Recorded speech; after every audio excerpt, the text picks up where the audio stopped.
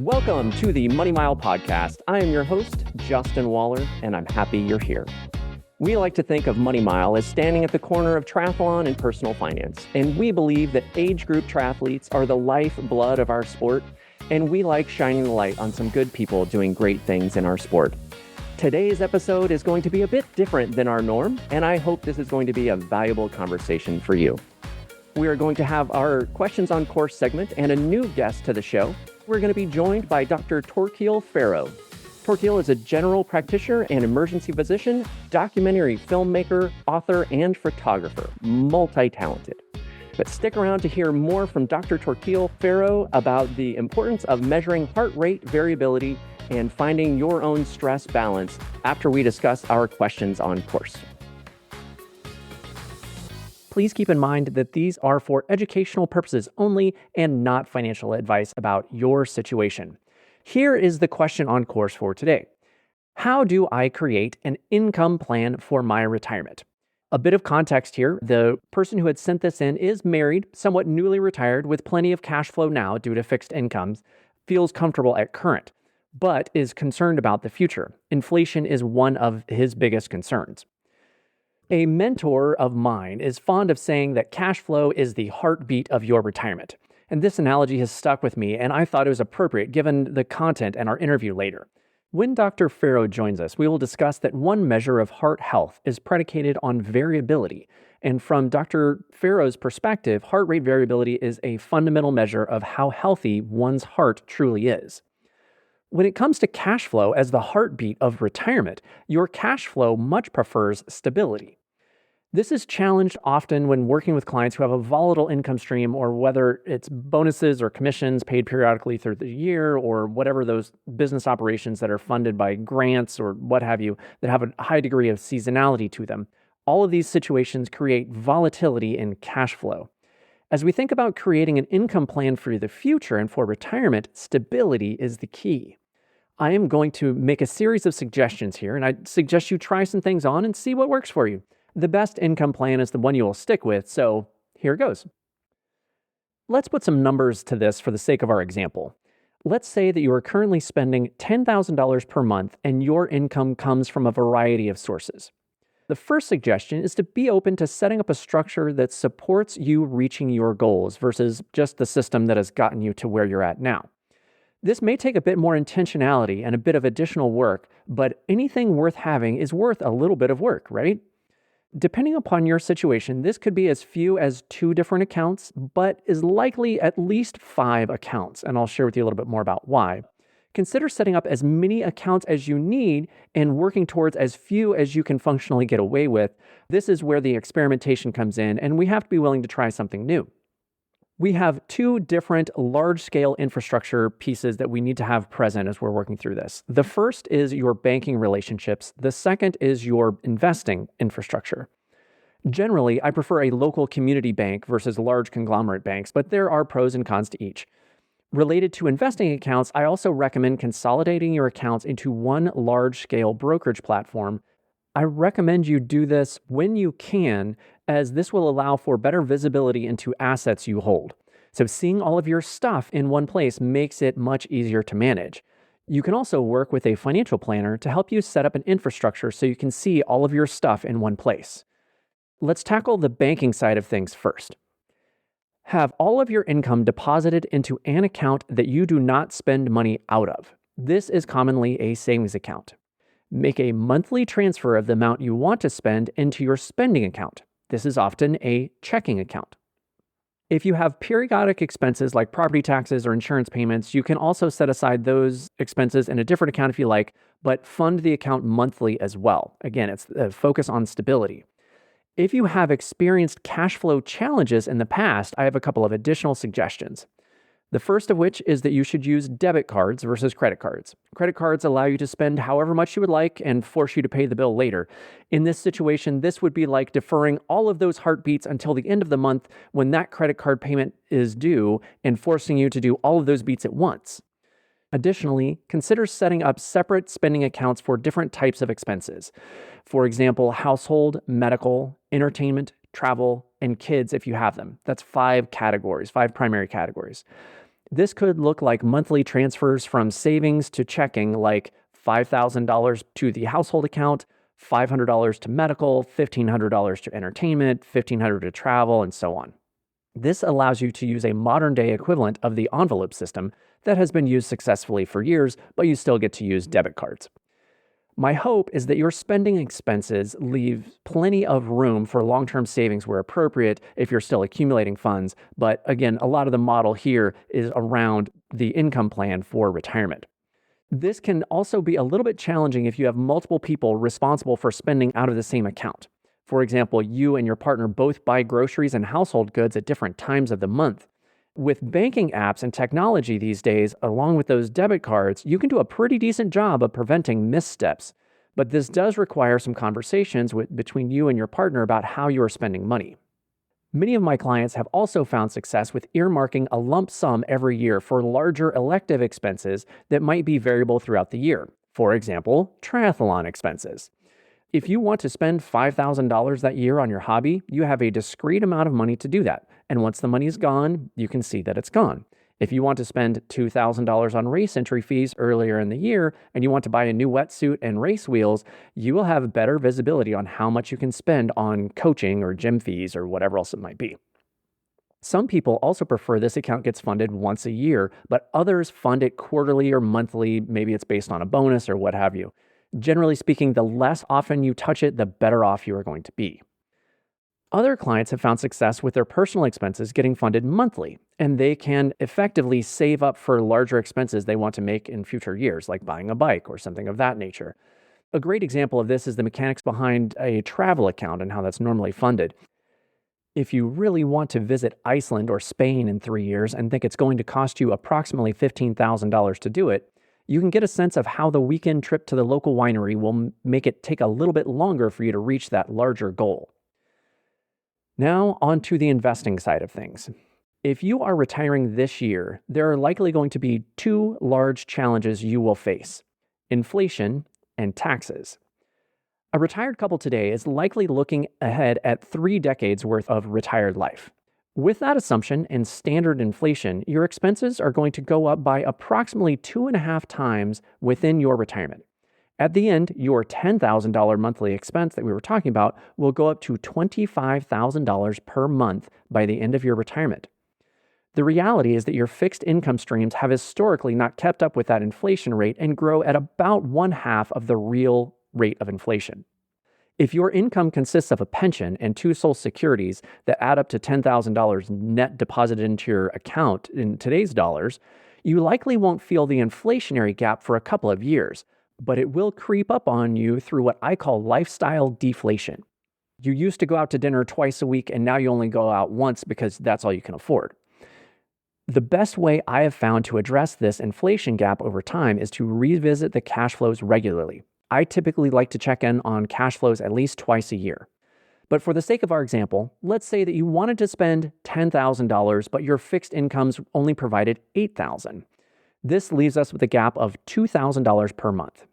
With an appropriately managed investment strategy, you should be able to withdraw at least 4% from your portfolio. So in order to make this work, you have to have at least $600,000 net in your portfolio should you want to make that math work. Just walking you through the quick math there, $2,000 a month is $24,000 a year, divided by 4% is $600,000. Another way to get to that is a shortcut. You can also take your monthly spend or what you're going to need from your portfolio and multiply it by 300. You get to the same result. $2,000 a month, $6,000 is how much you need to have in your portfolio. There are different ways you can improve on this and improve on the 4% rule, but for the sake of the conversation today, let's play it safe and stick with that 4% rule. The challenge is that putting $600,000 into a portfolio and hoping for the best is a strategy that will likely come back to haunt you at some point. Markets go up and markets go down. If you don't manage the investments appropriately and maintain the flexibility to decrease your expenses when the markets go down, you could find yourself in an uncomfortable situation. Generally speaking, 4 out of 5 years, the market is either flat or up. Therefore, 1 out of 5 years, the market is down.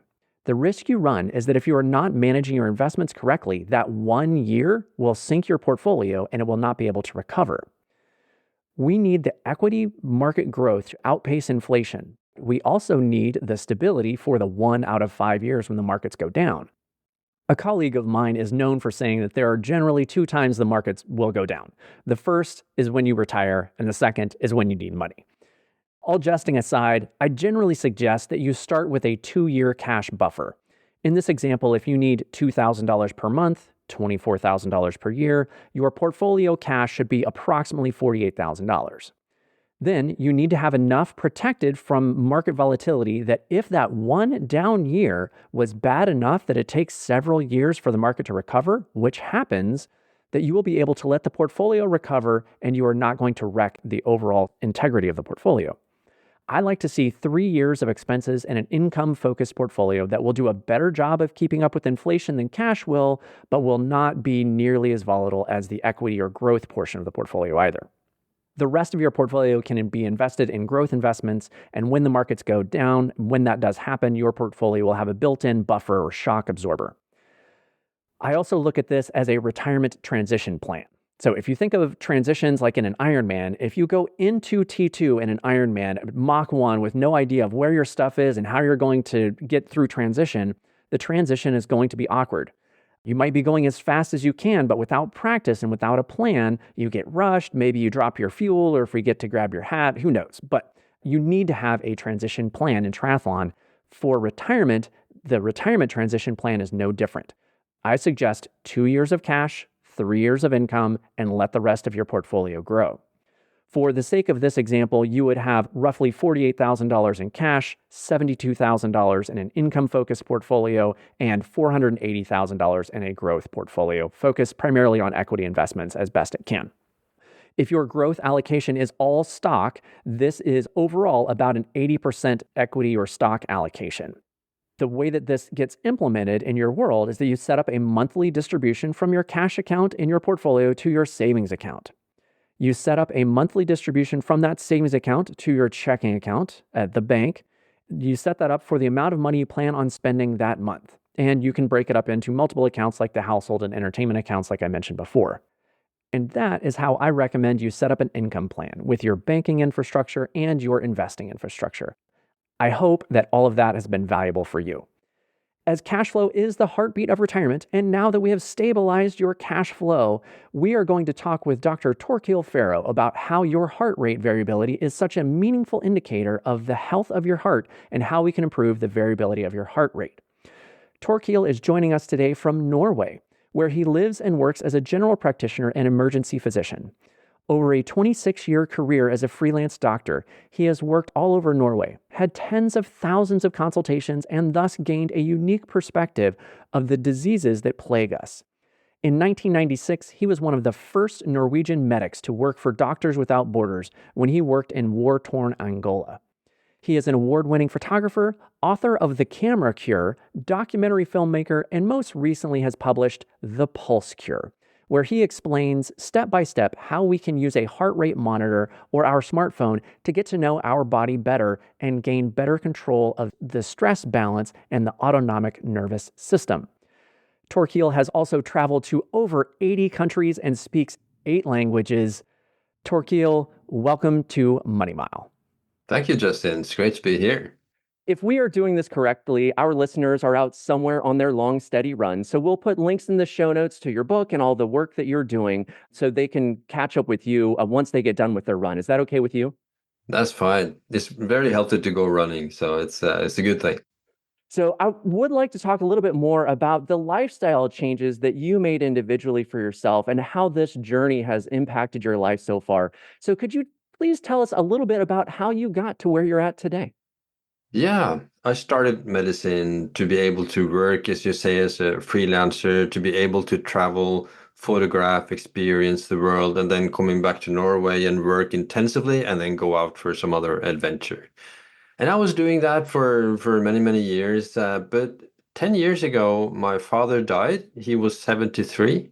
And I just realized that I need to take more care of my health. I need to look in the mirror, look at my health level, And I decided I had to change things. I had to get in better shape. I had to cut down on alcohol. I had to sleep more, care more about what I was eating because I understood that to live as long as I wanted to, I needed to do something else.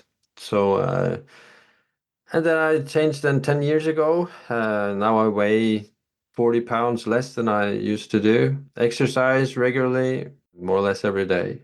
And part of it has been guided by using wearables like the Garmin watch, like the Oura Ring, and all these new devices that can help us to track our nervous system and track our physiology through the heart rate and through heart rate variability, which is kind of a more accurate way of looking at your heart rate. Because heart rate can tell us so much about the strain on our system, how much we are pushing ourselves, and the need for recovery. And as you know, both in business and in training, in competition, in triathlon, you need to be very good at recovery. You're not getting anywhere if you just push on all the time, neither in business nor in triathlon. So you need to be very deliberate about how you do recovery. So the wearables have helped me in that way. And 2 years ago or 3 years ago now, my publisher asked me if I could write a book about this. And actually, the Pulse Cure is the world's first guidebook on how to use the wearables to track your system. I will say that I am thoroughly enjoying the book. I've found thus far that you approach the topics in a very approachable manner. It's not a ton of jargon, medical stuff that us numbers folks might not understand. You did it in a very approachable way, and I appreciate you sharing the value of all of your experience from a medical perspective, but also just life experience in the journey that you've been on. A lot of your work and your focus in the book is based around heart rate variability. So, for those that aren't familiar with your work and haven't read the book, could you give us a brief explanation of what heart rate variability is and why it's important to pay attention to? Yes, heart rate variability is, as it sounds, the variation between heartbeats. And the good thing is that that will tell you whether you are in the stress state or in the restorative state, in the autonomic nervous system. If you are in the restful state, when you breathe in, your heart rate goes up a little bit because it's more oxygen in the lungs. It's kind of taking advantage of the more level of oxygen.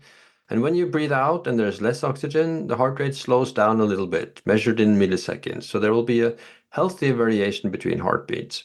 But if you're in the stress state, whether it's because of you're mentally stressed, or you have been eating something you don't tolerate, or you have been working out too much, or you've been drinking alcohol, or it's the temperature is too high, so many different reasons. If you're stressed, then the heart rate will beat just as a metronome, very steadily, with a little variation between heartbeats.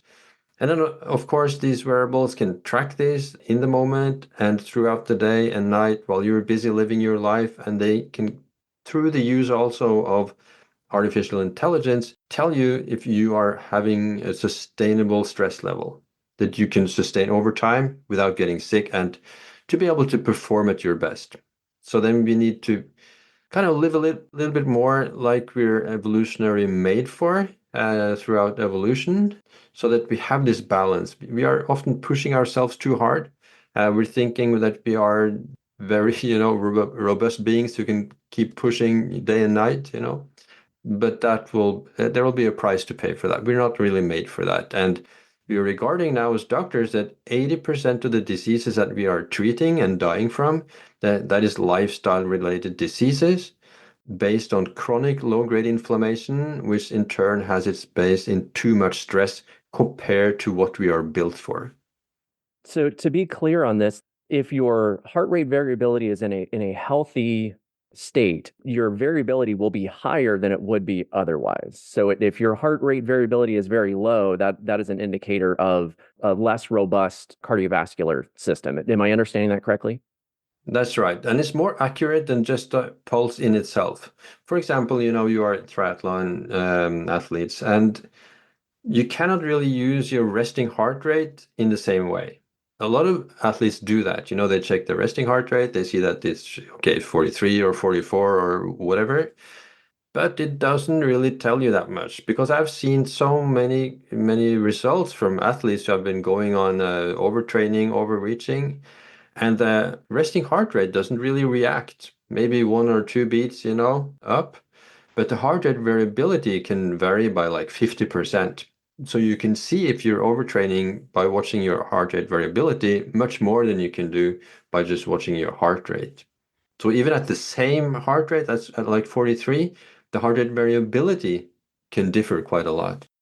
That's fascinating. And obviously the infrastructure behind that is now more accessible or more available to people when many of us have our wearable device, and most of the triathletes in the crowd have some sort of device that they will typically use while they're monitoring their training to make sure they're in the right zone. And triathletes talk a lot about that. That they're in the right zone for the particular effort that they're trying to provide, and the certain amount of stress that they're training stress they're trying to be able to provide. So the fact that we can look at that data or look at that resource in a more in-depth way and get a better understanding of how our bodies are absorbing that stress, as well as being able to understand when we can apply more stress or when we should take it easy, is a fascinating aspect of utilizing the data that's already out there in a much more robust and thorough way. One of the aspects that I thought was particularly insightful of your book was looking at these things from a preventative perspective and being able to tell, hey, well, it looks like your heart rate variability has changed to some extent. So you might be able to have an idea of, oh, I might have an illness coming on, or the rest of my life might be a little bit more stressful, where it might be better for me to take a little bit more of a day off or do something different training wise. So that preventative aspect was fascinating to me. I'm curious how you've seen that resonate in your life. If you have some recent examples of how you've used that sort of information. Yeah, so you have to look at your overall stress level. If you have a busy job, maybe at your job it could be sometimes are more busier than others. It will also affect your ability to recover from your workout. So it's important then to not only track the heart rate as you're running, for example, because I know a lot of athletes, they use the watch while they're running to just gauge their heart rate, to be in zone 2 or whatever, and then they put it away. But it's actually what happens to your heart rate after the workout that is important, because that will tell you so much about the strain that you can tolerate at the time. Because that could be different according to what you did the day before. For example, maybe you had like 2 or 3 glasses of wine the day before, then your training readiness will be lower. And although you can probably have exactly the same heart rate while you're running as you usually do, after the run, it will be more stressful. So that is important to keep your watch on, and particularly during the night. And it's important because just as in business, you need to know what comes in and goes out of your account. And it's just the same in the physiology. You have to see, okay, how much of cold exposure do I, for example, need to recover after this workout? How does breathing or breath work affect my stress levels? How much stress is a certain day at work? How is the communication with certain colleagues? That could be different. People will react differently to different people. And getting the total overview of this is important if you want to perform at your best at work or in the workout or in your family life.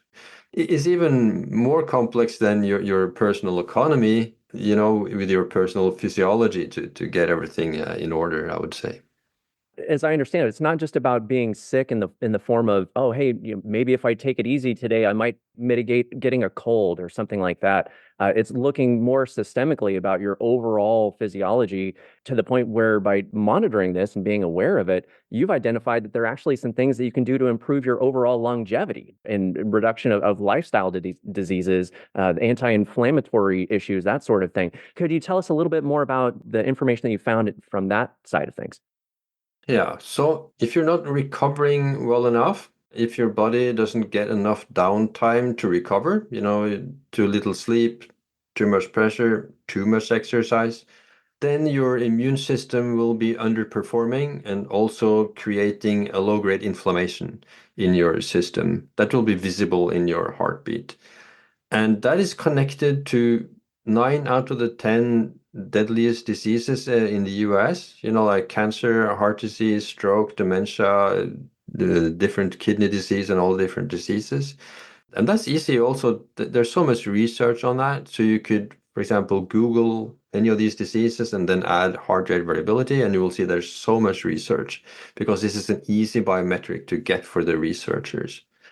Because if you have a low heart rate variability, a stressed system, that is a sign that your immune system is underperforming, and then, of course, laying the ground for developing all this plethora of diseases that you can get. So it's both a matter of performing, every day and having well-being and having your health, but it's also for longevity.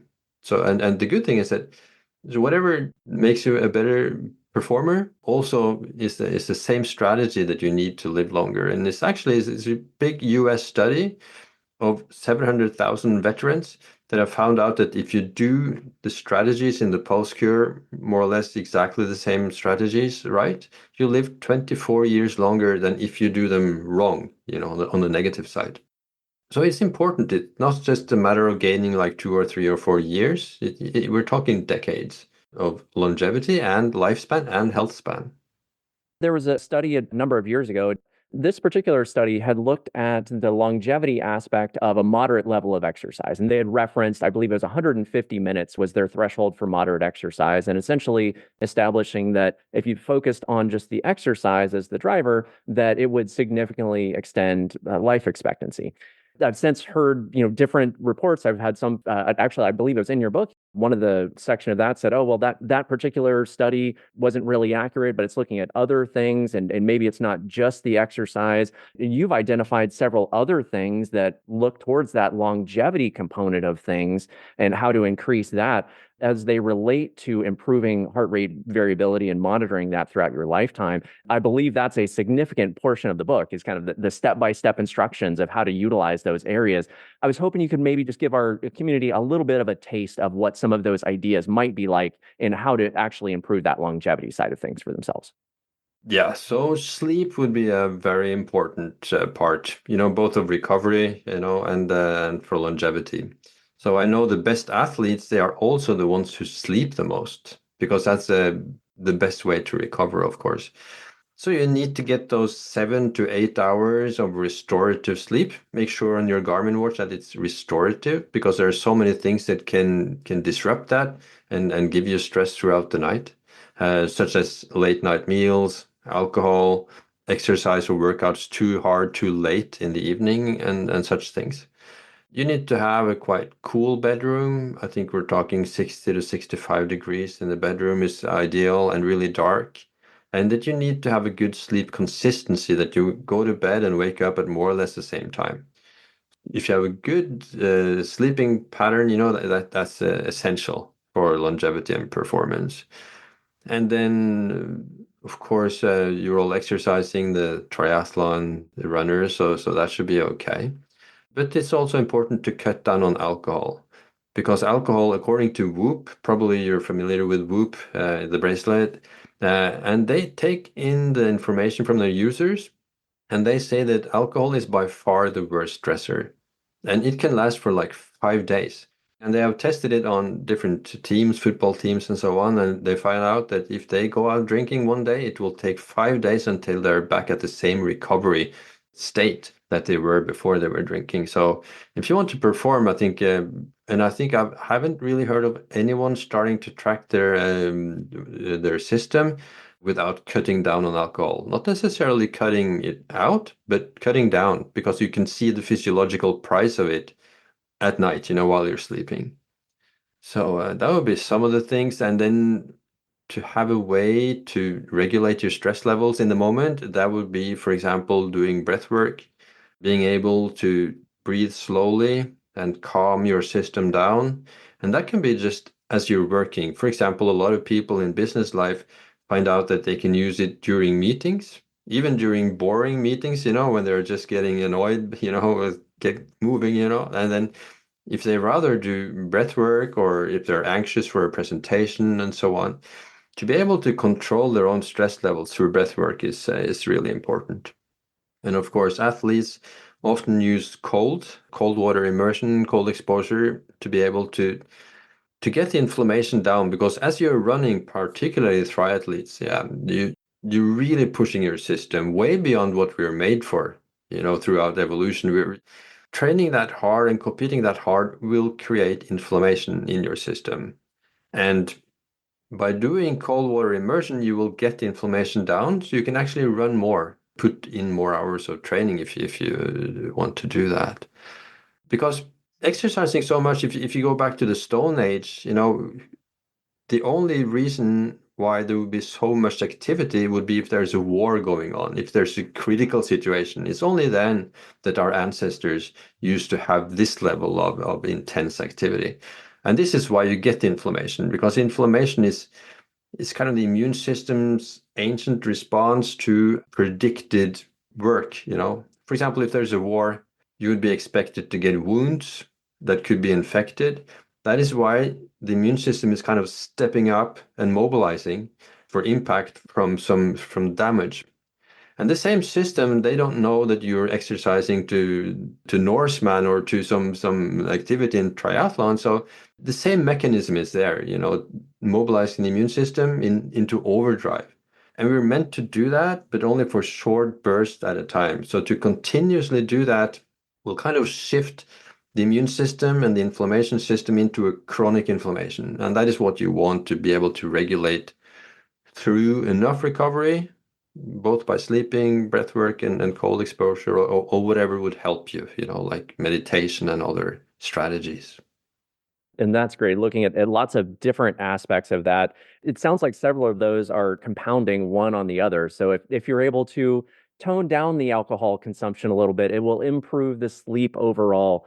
Being able to do the breath work or the cold water work, or whatever those other aspects are, able to lower that overall state of the inflammatory response allows you to perform better and then sleep better. I know for me personally, if I'm not training on a regular basis, I sleep horribly.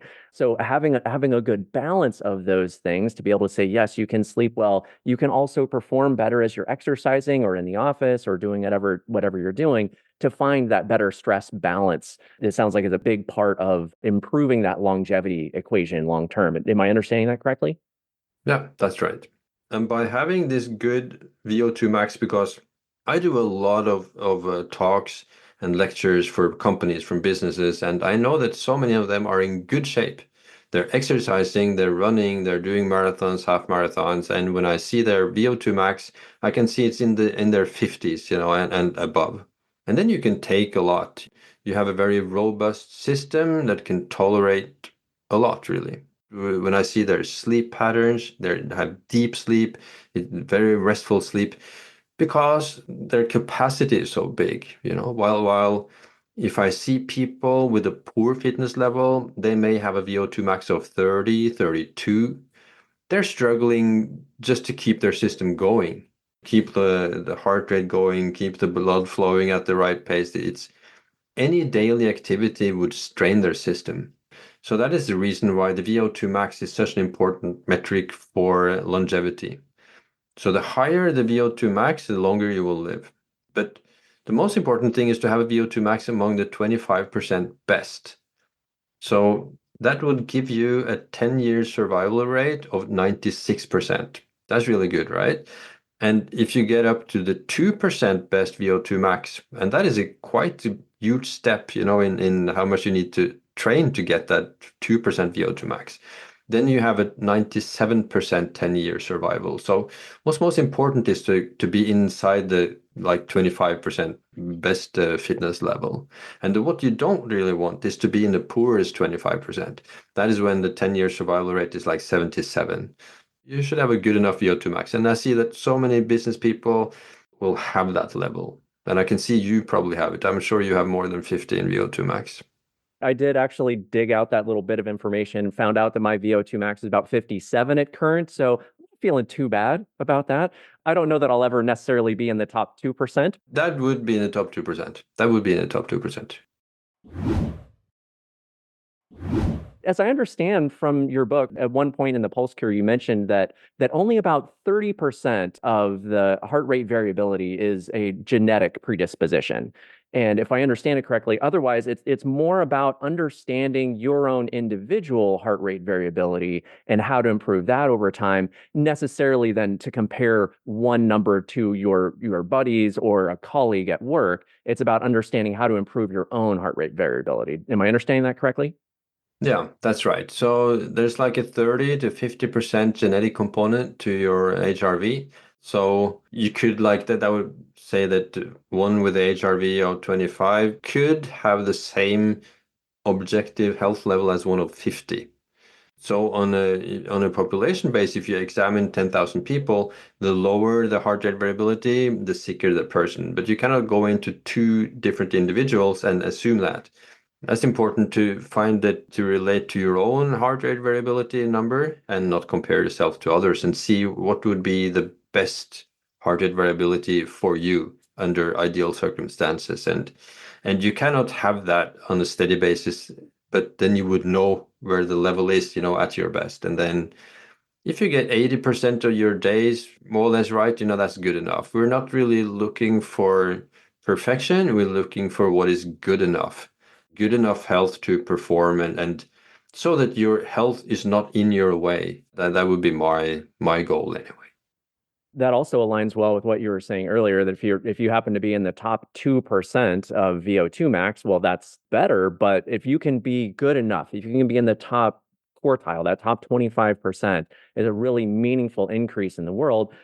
And some of us might be able to do that. Others of us might not. But being able to look at, relatively speaking, what can you individually do about improving your own heart rate variability and looking at some of these things, I think is a really empowering approach, rather than saying, oh, well, hey, you're never going to be a world-class athlete, so just write it off. No, let's look at what you can do to individually improve your own situation. Yeah, absolutely. So now this is an area which I haven't, if you cover in this in book and I haven't actually gotten to that part yet, I apologize. I was just kind of curious if you had by chance noticed any variabilities, because you looked at lots of different things, but any aspects of like financial stress and how that can impact people's individual heart rate variability. I'm sure that would be very individual. I can see that emotional stress, like from any cause, will affect people differently. Some are very affected by emotional stress, others not so much. They have the same stress, but it doesn't really affect their heart rate or their physiology in the same way. So that would be really individual. And that is what's important with this, that it shows how you react to a certain stressor and a certain factor. So that because we as doctors, we usually refer to research, on a lot of people and find the average. And that is not necessarily useful for you. So this is a way to see how you react to a certain food, like people will react differently to gluten, to, milk and to chili, to a lot of different things. So this is a way to monitor your system. It's going to window into your own system. And it's often like a game also that people like to do it because it's a gamification. It's just like you get the numbers on your own budget, and so most people find it really interesting and not stressful. Many people would fear.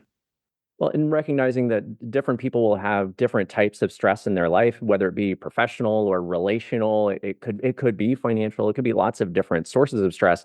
One of the things that I liked about the different mechanisms that you suggest and how to improve your overall heart rate variability is a lot of similarities between just reducing unnecessary chronic stress in your life in general. The meditative work, exercising regularly, sleep well. I hear those things repeatedly, time and time again, and how to reduce stress overall. Like, okay, so all of this stuff tracks. And what I like about that is not necessarily that, yes, it all lines up, and I hear lots of good advice kind of pointing to the same things. But with this use of the heart rate variability as a biomarker, it's no longer just oh, hey, it's a good idea. I think we should do these things. Now you can actually do something with it and add that gamification component that you mentioned to be able to say, yeah, I can actually move the needle on this, or I can use it as an indicator to see, oh, maybe it's time for me to go take a walk or do something else and actually improve that as a trigger.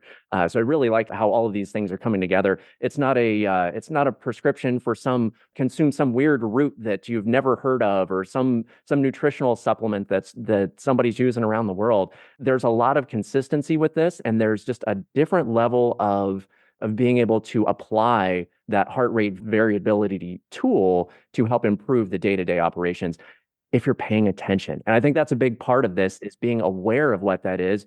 Your heart's been beating, oh gosh, pretty much all your life. But you haven't been aware of the different variability components and trying to help make that better and find a better balance overall, I think is a really interesting and insightful way to look at something that's been happening all of our lives. Yeah, and we don't really have this good sense for our heart rate.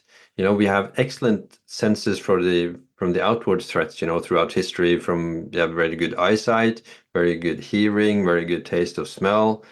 And if we had the same accuracy towards, recognizing our own heart rate, that would mean that just one heartbeat difference we would be able to feel, like compared to how much good visual acuity we have. But we can't really feel that. I'm sure that I and most people would not be able to feel the difference between 60 and 80 in the heart rate while you're just doing other things in the conversation and so on.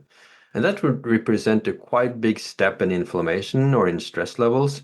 So it just tells us that the sense of our inner stress has really been muted because not to take, attention from the outside threats that we need our hearing, taste of smell, and all this to have the good feeling of what is happening in our surroundings, because for like millions of years that has been the threats. Now it's our own stress levels that is threatening our existence, through giving us these stress-related diseases, and inflammation diseases. Well, I know that you've done a lot of work, in particular around the reviewing the studies and understanding better the different applications of heart rate variability, along with alcohol as an example. I was also curious if you have identified any other indicators there as far as other energy drinks as being either beneficial or not beneficial to training stress and overall stress, and just thinking like energy drinks or caffeine in general. Do you see that having a particular impact on heart rate variability? Not so much on the heart rate variability, but on the sleep quality, I would say more. And coffee, and then again referring to Whoop, the bracelet, coffee in the morning and until noon-ish, maybe like from noon to 2 p.m. maybe, is good for you. It kind of kickstarts the day, but having caffeine after that will disturb your sleep, even if you think it won't. So when they go into lab studies, they see that you have less deep sleep, which is the restorative sleep, very important for muscle, recovery and so on. But I'm not sure. I don't think it's visible in the heart rate, but more so in the sleep lab. That sounds like that might be that kind of trickle down effect that it would impact your sleep. And then if your sleep is not as good, then you might not have the heart rate variability. Or that might be that as you look at that biomarker, you would see the evidence further down that evidence path rather than just has one energy drink has X result on heart rate variability. It's multi steps in that process. Am I understanding that right? Yeah, that's right. Okay. So also from just general triathlon perspective, I have heard that there are some thresholds, if you will, that as most of the Money Mile community is very active in what we're doing, that there is an over exercise capacity. There's a threshold where you can be exercising too much. Could you talk a little bit about kind of what that upper threshold might look like and how that could impact heart rate variability? That would probably depend a lot from person to person, how much intensity that they can do, depending on how well they recover, how much stress there will be outside of the workout. So, but I think that the training readiness on the Garmin watch would reflect that because you will get at least from the top end of the Garmin watches, you will get a training readiness. And this will tell you how well you recovered you are. It will take a lot of different metrics, into consideration, like sleep and heart rate variability and how much you've been training over time and so on. But it will give you, I think, a quite precise way of giving you how ready you are for training and then seeing if you are overreaching. So at least I've seen a couple of people overtraining, and they didn't think that the Garmin watch was accurate in this. But when I went into their phones and could check their levels. They had a training readiness of kind of 3 and 4, over time. And then you're just pushing yourself down. You're not allowing your body to recover. So there's a lot of research on training and heart rate variability. You can probably Google that. And most of what I see in research shows that with a good recovery, and if you pay attention to the heart rate variability, you can train less and perform better because you are allowing your body to recover. If you just push your body and not will not allow it to recover and build itself stronger before you push it hard again, you're just pushing yourself down. You're not getting the payback from the exercise. I've heard it said about a couple of different things, and that there's a fourth discipline to triathlon. Some people call it nutrition. So we've obviously got the swim, bike, run. Some people say the fourth discipline there is nutrition. I've heard it said that recovery could be considered the fourth discipline, or something that we should be paying more attention to. And again, for a lot of the data-minded triathletes out there, which many of us are, looking at this heart rate variability can give us a metric to shoot for and be able to focus on recovering better, so we can train better and look at that. And I understand that the data itself and being able to move heart rate variability is different for everyone. Everybody might have their own individual experience. And someone who is otherwise a couch potato going out to run an ultra marathon or something like that could absolutely have an overtraining experience. But it takes time to move that heart rate variability over time. And in your book, you've got kind of a protocol of steps to follow and things to focus on, and work on these steps for a couple of weeks and work on those steps for a couple of weeks and work through the progression.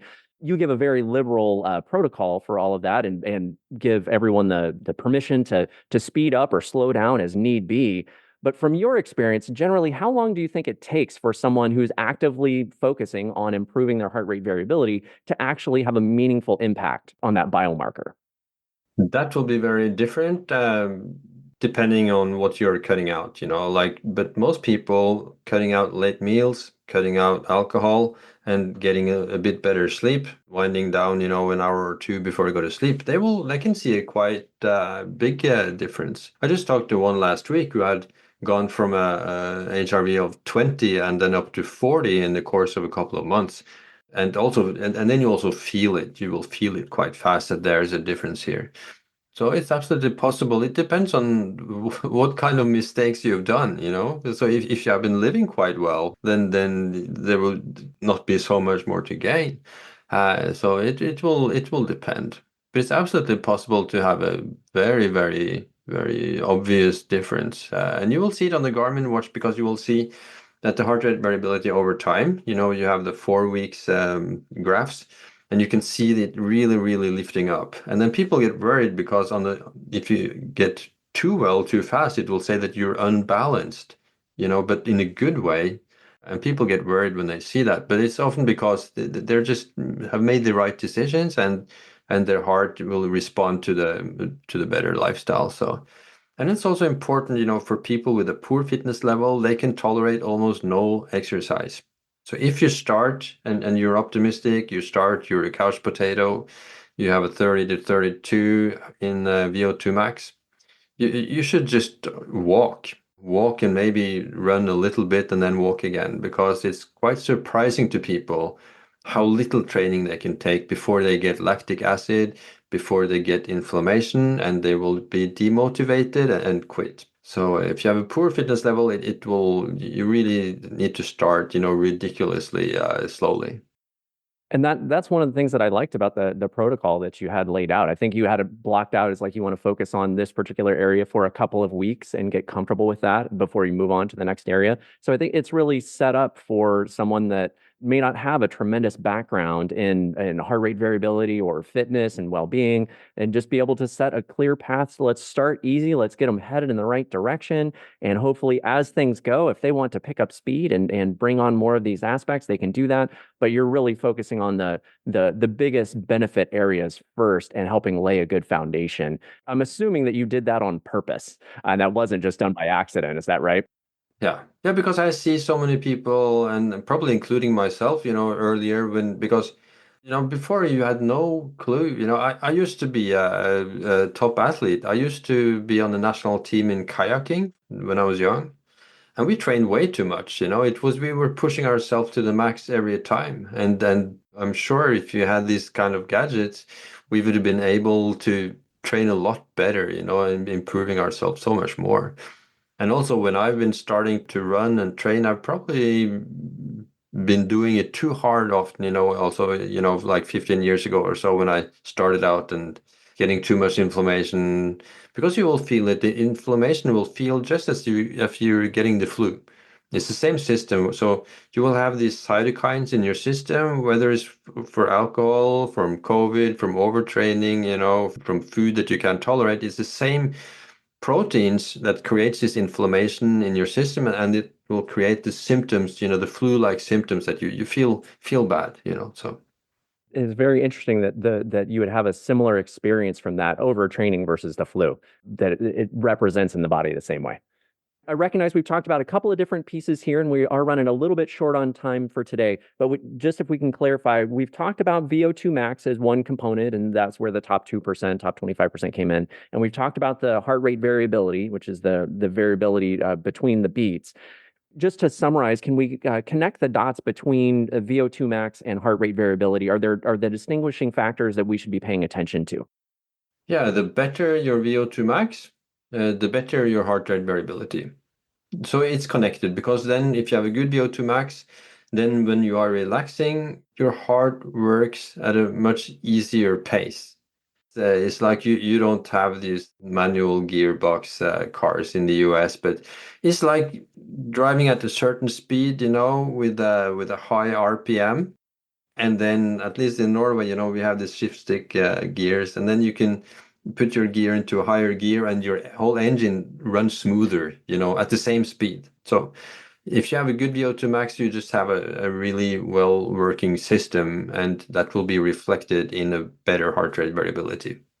That makes sense. So, as we're wrapping up today, Torkil, I very much appreciate the work that you're doing in the world and sharing these valuable insights. The book, The Pulse Cure, has been a very enjoyable read thus far.